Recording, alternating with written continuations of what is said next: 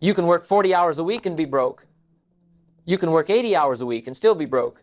But one shift in philosophy can change everything without doubling your hours, because the difference isn't the clock. The difference is you. In this lesson, I'm going to show you why most people stay broke even when they're working as hard as they can. I'll reveal the missing ingredients that separate those who only earn wages from those who build fortunes. You'll see how philosophy, discipline, and value creation turn work into wealth. And by the end, you'll understand exactly why the 9-5 keeps most people stuck and how you can break free. I know what it feels like to put in the hours, to come home tired, to pay the bills and wonder why nothing changes. You make a little more, but somehow it disappears just as fast. You see others getting ahead, and you think, what's the secret? What am I missing? I felt the same way at 25. I was broke, behind on my promises, and frustrated. And then I learned something. The problem wasn't the hours I worked. The problem was the value I brought. And the moment I understood that truth, my whole life began to change. So here's what we're going to do in the next 60 minutes. First, I'll show you why hard work by itself almost always fails to build wealth. Then, we'll uncover the shift in philosophy that the wealthy understand, but most people never learn. We'll talk about the daily disciplines that turn small habits into fortunes, the influence of your associations that quietly decide your future, and the law of sowing and reaping that makes wealth predictable. And before we're done, I'll give you one simple test, a test you can use today to know whether your current work is building your fortune or keeping you broke. Once you see it, you'll never look at work the same way again. Here's something most people never stop to think about, and yet it shapes their entire life. Hard work alone has never been the formula for wealth, and that's the tragedy. You see, people grow up being told that if they just work hard, if they keep their head down, if they stay busy, if they're sincere, eventually it will all pay off. But it doesn't, and you can prove it. Just look around. The streets are full of people who've worked hard all their lives, who've given decades of sweat and hours and sacrifice, and still they're broke. Still they're worried about bills. Still they're counting coins at the end of the month. And that's the tragedy of effort without wealth. The reason is simple. The marketplace doesn't pay for effort. It doesn't pay for sincerity. It doesn't pay for sweat. The marketplace pays for value. And that's the great misunderstanding. People confuse effort with results. They think because they tried, they deserve. They think because they worked hard, the world should reward them. But that's not how it works. The market doesn't respond to what you need. It only responds to what you bring. You can be sincere and still be sincerely wrong. You can sweat and still be broke. And if you miss that truth, you'll spend your whole life working harder and still end up empty-handed. Let me give you an example. A ditch digger and an architect both sweat. They both put in hours. They both use effort. But one gets paid pennies and the other gets paid fortunes. Why? Not because of the sweat, but because of the value. The ditch digger is replaceable. The architect is rare. Same effort, different result. And that's the point. Wealth doesn't follow effort. Wealth follows value. And value comes from what you've become. When I was 25, I was broke. And I wasn't broke because I was lazy. I was working. I was trying. I was sincere. But my philosophy was wrong. My habits were weak. My value was low. And one day my mentor said something that stung. Jim, don't wish it were easier. Wish you were better. Don't wish for less problems. Wish for more skills. Don't wish for more money. Wish to become more valuable. And that one shift, that realization that the problem wasn't out there but in here, that was the beginning of my turnaround. But most people never get that lesson. They stay in the system. They keep clocking in. They keep hoping the boss will notice, or the economy will change, or the government will help. And they wake up at retirement with a gold watch, a stack of bills, and regret. 40 years of hard work and little to show for it. That's the tragedy. They worked hard, but they never learned to work smart. They gave their lives to wages, but never learned to create value. They traded time for dollars and never realized the trap. So here's the truth. Wages will make you a living, but value will make you a fortune. Wages can pay the bills, but value can buy freedom. Wages can feed your family, but value can feed generations.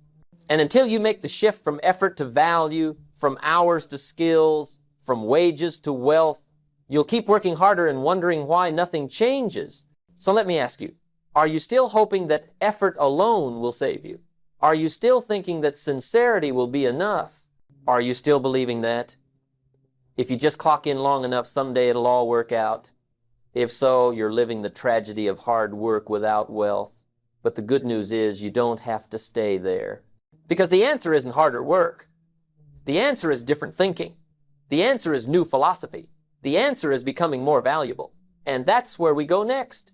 If effort alone doesn't build wealth, then what does? The answer begins with philosophy, because the way you think about money, about value, about work itself, is what decides whether you stay broke or break free. Here's something you have to understand if you really want to know why people stay broke. Poverty begins in the mind long before it shows up in the bank account. It starts with philosophy, with the way you think about money, time, and opportunity.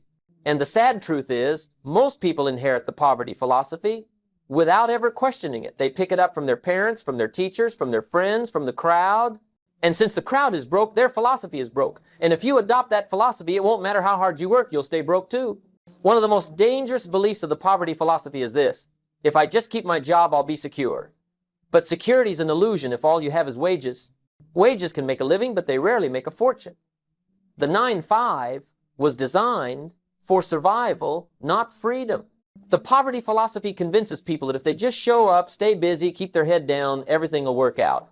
But look around. Millions have followed that formula, and where has it left them? Decades of effort, a gold watch at retirement, and still struggling to pay the bills. That's not security. That's bondage, disguised as routine. Another mark of the poverty philosophy is the addiction to comfort. People say, why save when I can spend?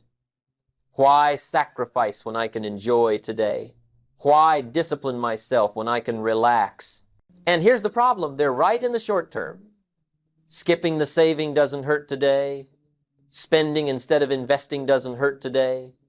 Eating the dessert instead of the salad doesn't hurt today. But stack that decision up 1,000 times and you've bought yourself regret. Poverty philosophy trades the future for the present. It trades freedom for comfort. And it doesn't look dangerous at first, but in the end, it costs everything. I know this because I lived it. At 25, I was broke, not because I was lazy, not because I wasn't trying, but because my philosophy was wrong.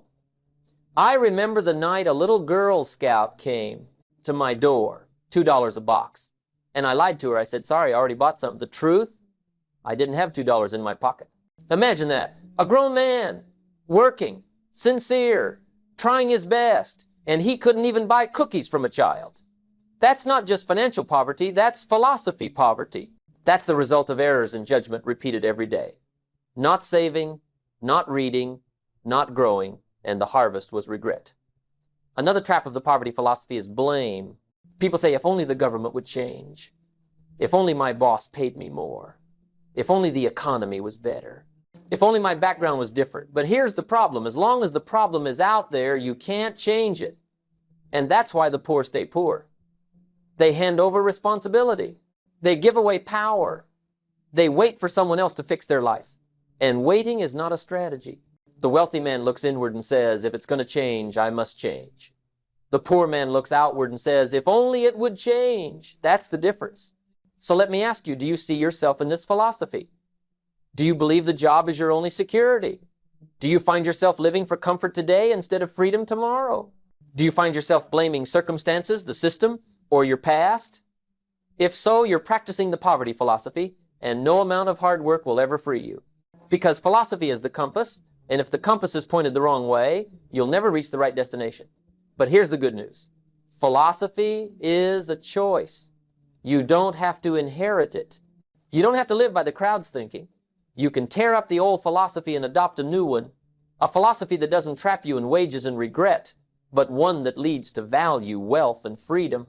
That's the wealthy philosophy. And once you see how it works, you'll understand why the same hours that keep one man broke can make another man rich. Now let's turn the page and look at the other side.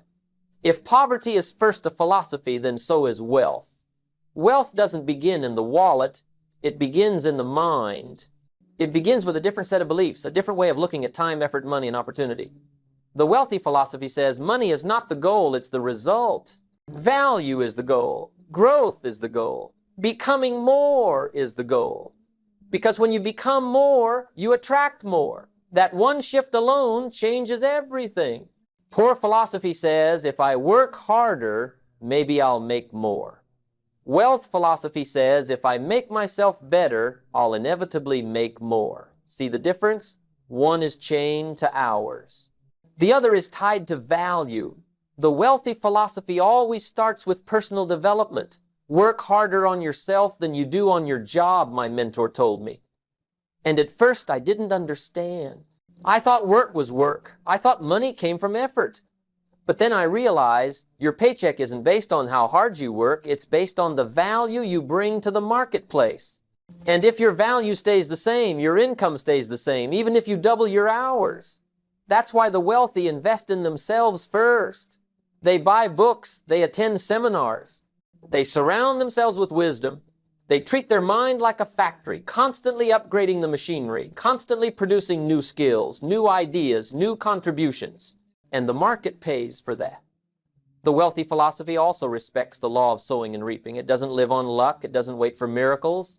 It knows the soil, doesn't care about need. It only cares about seed. Sow generously, reap generously. Sow wisely, reap abundantly. Sow discipline, reap fortune. The wealthy don't sit back hoping the harvest will show up without planting.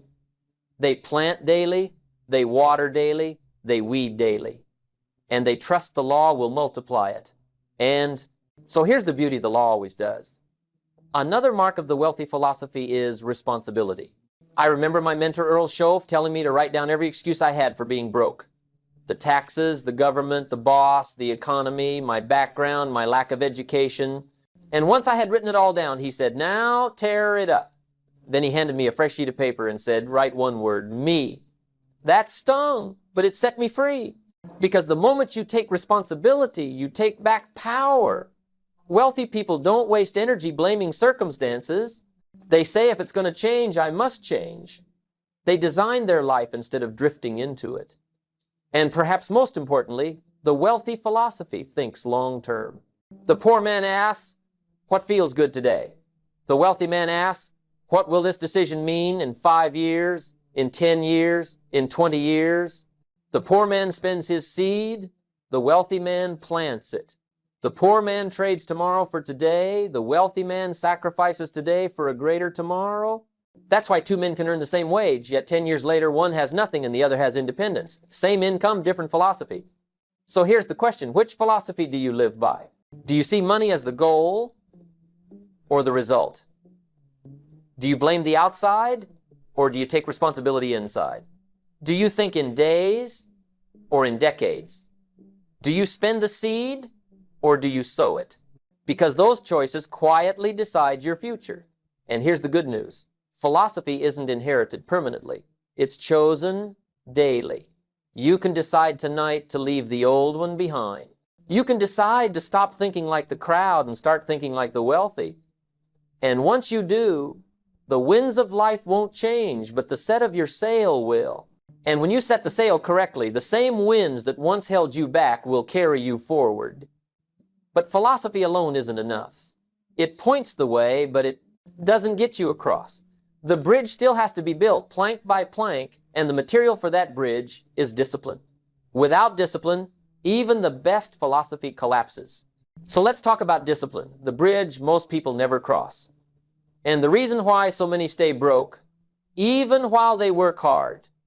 Here's a law of life you can't escape. Every person pays. You can't avoid it. You can't get around it. You can't negotiate your way out of it. The only question is, which pain will you pay? The pain of discipline or the pain of regret? And here's the truth. Discipline weighs ounces. Regret weighs tons. Discipline might sting in the moment, but it fades quickly and leaves pride behind. Regret settles in for years, even a lifetime, and it leaves nothing but shame. If you've ever lived with regret, you know it's heavy. You know it haunts you. And the sad thing is, regret always follows neglect. The pain of discipline is small. It's the ache of saying no when everyone else says yes.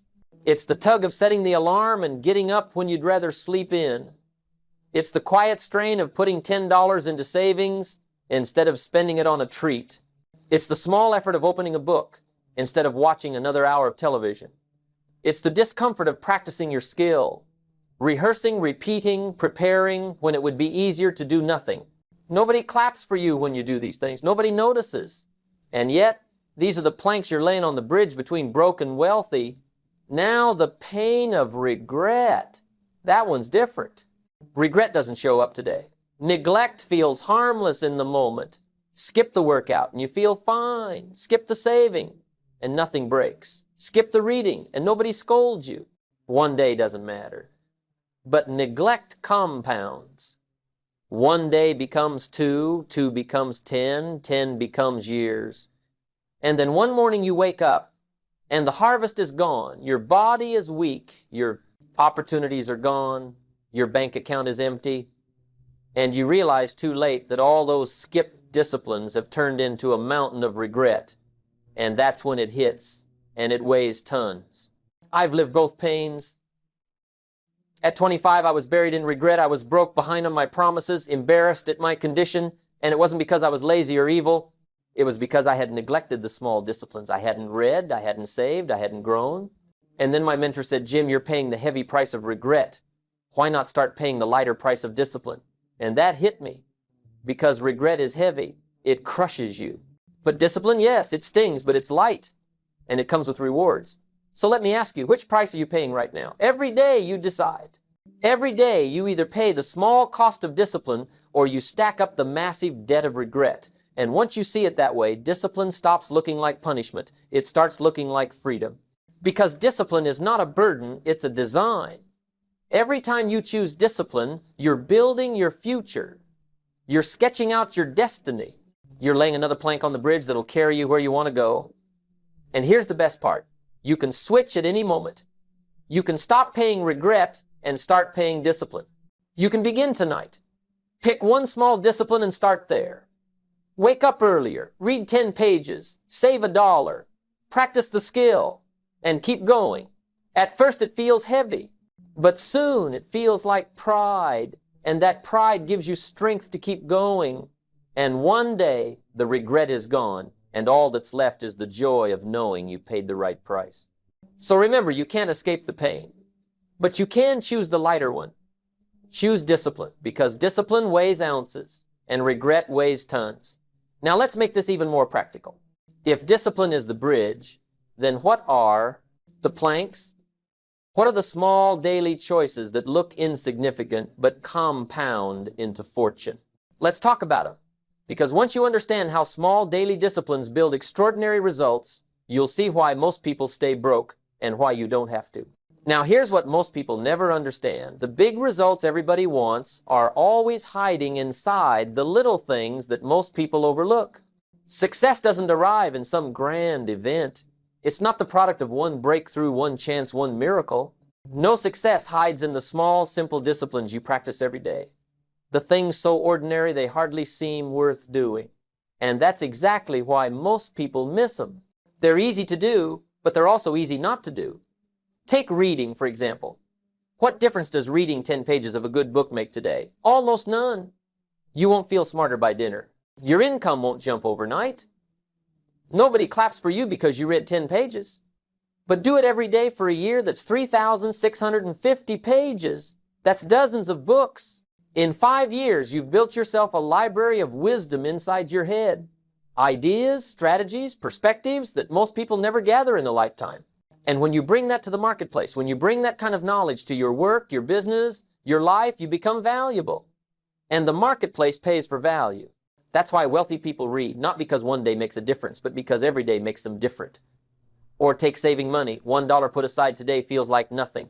It won't buy you freedom, but save $1 a day, then $10, then $100 and over years. It multiplies. More than the money, it builds a habit. It teaches foresight. It trains responsibility.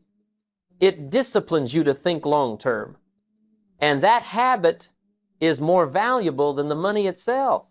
Because the poor man spends it all and waits for a miracle.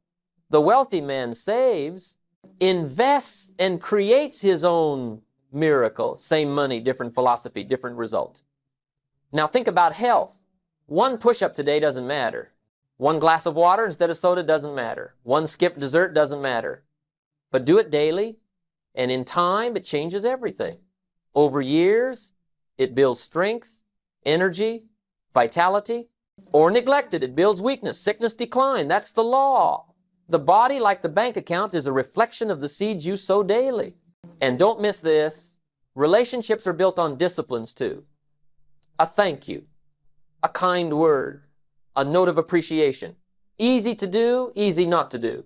And neglect shows up in resentment, distance, bitterness. Practice shows up in loyalty, trust, love. That's the law again. You reap what you sow. Here's the danger. Neglect feels the same as discipline in the short term. Skip the book, skip the saving, skip the exercise today, nothing changes. And that's why people get trapped. Because the harvest of neglect doesn't show up today, it shows up years later. And by then it's too late to change the season. Neglect compounds into regret. But discipline also compounds. And here's the miracle. When you practice the small daily disciplines, they don't just add up, they multiply. They create momentum, they attract opportunity, they build character, and before long, the difference between you and the man who neglected is so great you can hardly recognize each other. So let me ask you, what are your small daily disciplines?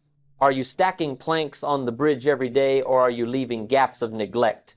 Because the bridge is built either way. The only question is, will it hold? And here's the good news. You don't have to change everything overnight. You don't have to start 100 new habits. Just one.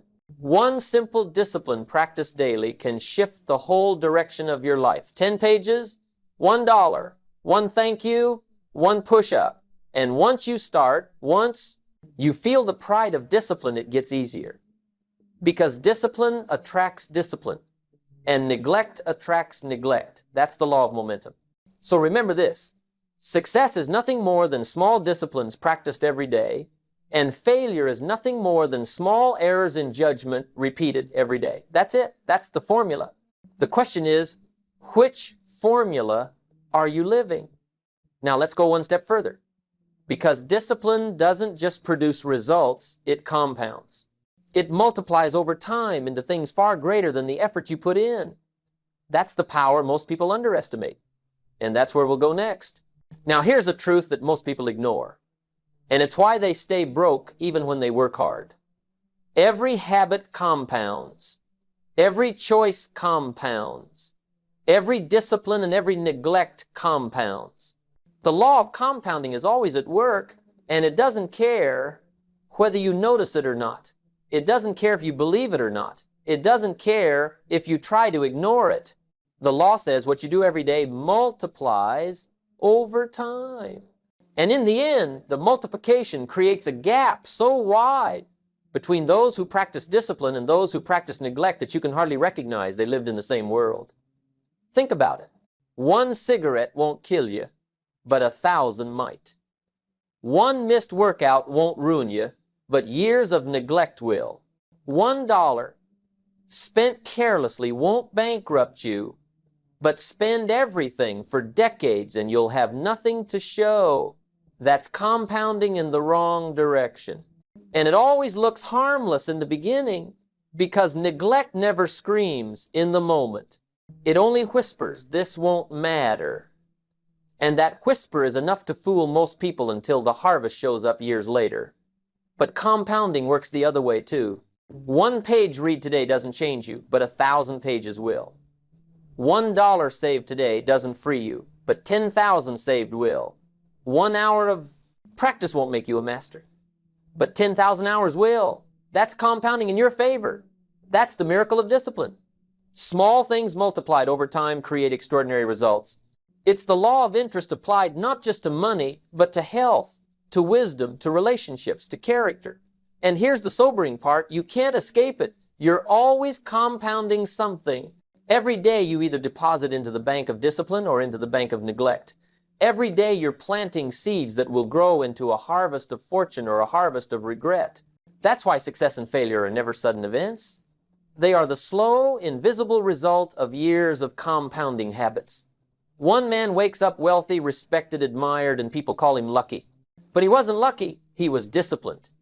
Another man wakes up broke, bitter, filled with regret, and people call him unlucky. But he wasn't unlucky, he was negligent. And the gap between them was compounded day by day. So let me ask you, what are you compounding right now? If you keep living the way you're living, practicing the same habits, spending the same way, eating the same way, thinking the same way, where will you be in 5 years? In 10 years? In 20? Because here's the truth. Time will pass either way. 5 years will come, whether you sow discipline or sow neglect. And when it does, the harvest will reveal what you've been compounding. Now, here's the good news. You can change direction anytime. You can stop compounding neglect and start compounding discipline today. You don't need a miracle. You don't need a windfall. You don't need to wait for January. You just need to start. And the moment you start, the law of compounding shifts in your favor. Maybe not overnight, but in time. Because discipline compounds the same way neglect does, and once it starts working for you, the results will surprise you. So remember this. Compounding is either your best friend or your worst enemy. It will either quietly build you into someone rare and valuable, or it will quietly destroy your chance at wealth and freedom. And the choice is yours. Every single day.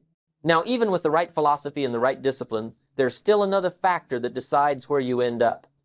And it's one most people overlook. Because no matter how strong you are, the people you spend your time with can either multiply your success or multiply your failure. And that's what we need to talk about next. Your associations, the hidden influence on your money and your future. Here's something most people underestimate. The quiet power of influence. You may not notice it day by day, but the people you spend your time with are shaping your thinking, your habits, your expectations, and eventually your results. Their talk becomes your talk. Their attitudes become your attitudes. Their standards become your standards. And little by little, without even realizing it, you start to become like them. That's why it's been said, you are the average of the 5 people you spend the most time with. Not because you chose it consciously, but because influence is contagious. Think about it. Spend enough time with complainers, and soon you'll have a complaint list of your own. Sit long enough with people who blame the government, the taxes, the boss, and pretty soon you'll be blaming too. Listen to people who always talk about problems, and soon you'll see problems everywhere. You didn't plan it, but influence seeped in. It colored your philosophy. It lowered your standards. And the harvest of that influence is poverty. But it works the other way too. Spend time with ambitious people, and suddenly your own vision gets bigger. Walk with readers, and you'll start reading. Surround yourself with savers, and you'll start saving. Share ideas with builders, and you'll start building. That's the law of association. You catch either disease or health, excuses or ambition, poverty or wealth, depending on who you're sitting with. I remember my mentor telling me, Jim, don't join an easy crowd. You won't grow there. Go where the expectations are high. Go where the conversations make you stretch. And he was right. Easy crowds are comfortable. They pat you on the back for mediocrity. They'll tell you you're fine just the way you are. But easy crowds are dangerous because comfort is the enemy of growth. When the standard is low, you stay low. And after years of it, you wonder why your life never rose higher. But spend time with people who expect more, and you'll be forced to rise. You'll be embarrassed by your excuses. You'll be challenged to bring your best. And even though it's uncomfortable, it's the very thing that builds you into someone rare and valuable. Now, some people say, but Jim, I can't just abandon my friends or my family. And the truth is, you don't have to. You don't have to cut people off completely. But you do have to limit their influence. If someone is negative, don't let their voice shape your philosophy. If someone drags you down, love them, respect them, but don't walk with them across the bridge. Because you can't cross into wealth while holding hands with people determined to stay broke. Someone has to let go. So here's my challenge to you. Take an honest inventory of your associations. Who are your 5? Who are you listening to? Who are you spending hours with? Who do you allow to pour into your habits, your attitudes, your expectations? Do they inspire you or discourage you? Do they push you higher or hold you down? Do they raise your standards or lower them? Because those answers are quietly writing your financial future. If you don't like where they're leading you, it's time to change. And here's the simple truth. Associations are never neutral. They are either building your bridge or weakening it. They are either laying planks under your feet or pulling them out from beneath you. And one day, you'll look at your results and realize you became like the people you spent your time with. That's the hidden influence on your money. That's the quiet factor that explains why two people with the same job, the same hours, the same economy end up in two very different places. One chose easy associations and ended with regret. The other chose demanding associations and ended with wealth. So remember this. You can choose your philosophy, you can choose your disciplines, and you can also choose your company. And if you choose wisely, your associations will multiply your effort, strengthen your resolve, and accelerate your journey across the bridge. Now let's bring it all together with the final law. The law that guarantees results no matter what. Because in the end, life doesn't play favorites. Life only honors the seeds you sow. And the law of sowing and reaping never fails. Now let me give you the law that ties it all together. The one principle that explains why life is fair in the long run, even if it looks unfair in the short run. It's the law of sowing and reaping. And here's the truth. You always reap what you sow. Not sometimes, not occasionally, always. If you sow little, you reap little. If you sow much, you reap much. If you sow nothing, you reap nothing. And it doesn't matter if you cry or beg or hope for a different outcome. The law doesn't bend. The soil doesn't care about your story. The soil doesn't care about your need. The soil only cares about the seed. That's why I say money isn't the problem. Money is just the harvest. The problem is always the seed, the philosophy, the discipline, the associations, the choices you sow daily. This is the great equalizer. The law treats everyone the same. It doesn't matter your background, your race, your education, your parents, your boss, your government. The law doesn't favor anyone. It simply returns what you put in. That's why two men can live in the same town, under the same government, facing the same taxes and storms of life, and one ends up wealthy while the other ends up broke. Same soil, different seed, same law, different practice. That's the difference. And here's something else you must understand. You don't reap in the same season you sow. That's why people give up. They save a little money, but it looks small, so they quit. They read a book or two, but nothing changes right away, so they stop. They go to the gym for a week, and when the mirror doesn't change, they throw in the towel. But the farmer knows better. The farmer knows you don't plant today and harvest tomorrow. There's a time to sow, a time to water, a time to wait, and then, in due season, a time to reap. And life is the same. Just because you don't see results immediately doesn't mean the law isn't working. It just means you're still in the growing season. And here's the exciting part. You always reap more than you sow. One seed doesn't bring back one seed. It brings back a stalk with ears, with hundreds of seeds. That's multiplication. That's abundance. That's the miracle built into the law. And it works in every area of life. One act of kindness multiplies into loyalty, respect, friendship. One act of discipline multiplies into skills, opportunities, wealth. One good habit practiced consistently multiplies into character and influence. That's why the wealthy live deliberately. They know the law will multiply whatever they give it, so they sow wisely, generously, abundantly. But here's the warning. The law works in reverse too. Neglect multiplies. Laziness multiplies. Excuses multiply. One cigarette may not kill you, but 1,000 will. $1 wasted may not matter, but thousands will. One discipline may not hurt, but years of neglect will. The law doesn't care what you meant to plant. It only multiplies what you did plant. That's why regret weighs tons, because regret is the multiplied harvest of neglect.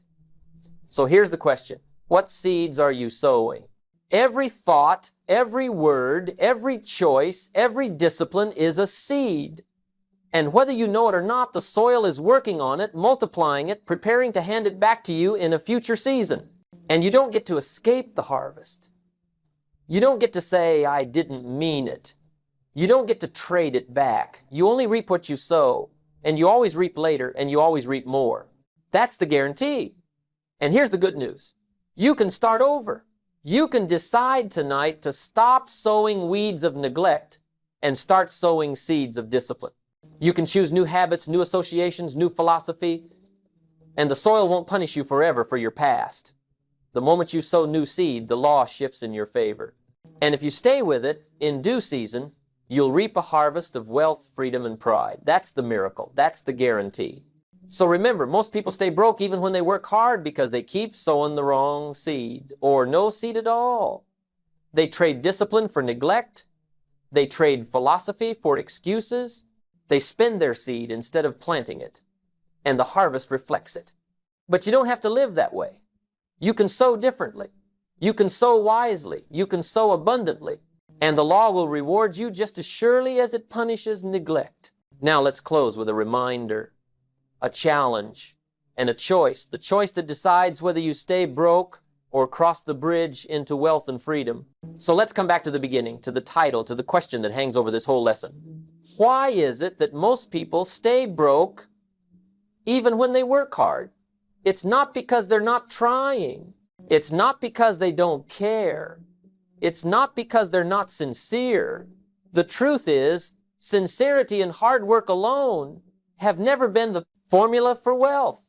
The real reason most people stay broke is because they never make the shift.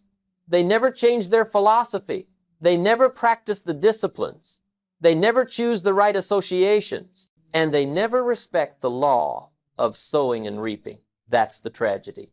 They trade their whole life for wages, thinking effort was enough, and when it's over, all they have left is a little money, a little pension, a little regret, and that's not wealth. That's survival. So let's remember what we've learned. First, philosophy. Poverty begins in the mind long before it shows up in the bank account. If you think wrong, you'll live wrong. If you borrow the crowd's philosophy, you'll borrow the crowd's results. Poverty is a philosophy of blame, of comfort today at the expense of tomorrow, of dependence on others to change your life. Wealth is a philosophy of responsibility, of growth, of planting seeds and trusting the law. And you get to choose which one you'll live by. Then, discipline. Philosophy gives you the direction, but discipline builds the bridge. And here's the law: everyone pays. You either pay the light price of discipline today or the crushing weight of regret tomorrow. Every skipped habit, every ignored seed, every neglected effort looks harmless in the moment but compounds into regret later. Every small discipline, 10 pages, $1, one thank you, one push-up, looks small in the moment but compounds into pride, wisdom, freedom. Easy to do, easy not to do. And that decision, repeated daily, decides your harvest. Then, associations. Influence is powerful. Who you walk with decides where you end up. Complainers breed complainers. Dreamers breed dreamers. Winners breed winners. Spend time with the wrong crowd and you inherit their excuses. Spend time with the right crowd and you inherit their habits, their vision, their standards. Don't join an easy crowd. Go where the expectations are high, because your company is either strengthening your bridge or weakening it. And finally, the law of sowing and reaping, the great equalizer. You always reap what you sow. If you sow nothing, you reap. If you sow little, you reap little. If you sow abundantly, you reap abundantly.